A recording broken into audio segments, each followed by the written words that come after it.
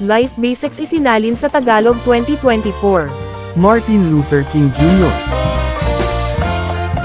Ang kawalan ng katarungan saan man ay isang banta sa katarungan sa lahat ng dako. Ang pananampalataya ay ang pagtahak ng unang hakbang kahit hindi mo nakikita ang buong hagdanan.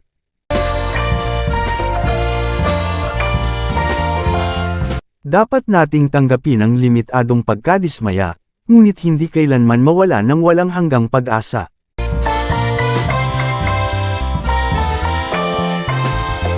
Ang pinakamahalagang sukatan ng isang tao ay hindi kung nasaan siya sa mga sandaling kaginhawaan at kaginhawaan, kundi kung nasaan siya sa mga panahon ng hamon at kontrobersya.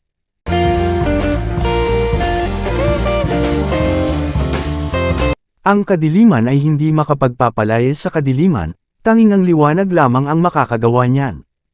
Ang pagtatanim ng galit ay hindi makapagpapalaya sa galit, tanging ang pag-ibig lamang ang makakagawa niyan.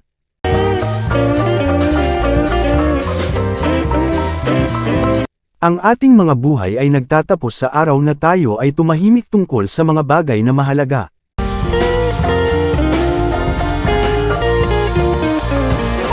Ang oras ay laging tamang gawin ang tama. Sa wakas, hindi natin matatandaan ang mga salita ng ating mga kaaway, kundi ang katahimikan ng ating mga kaibigan.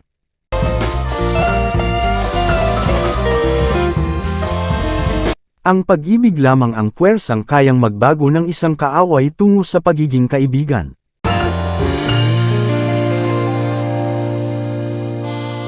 Ako ay nagpasyang manatili sa pag-ibig. Ang galit ay masyadong mabigat na pasanin.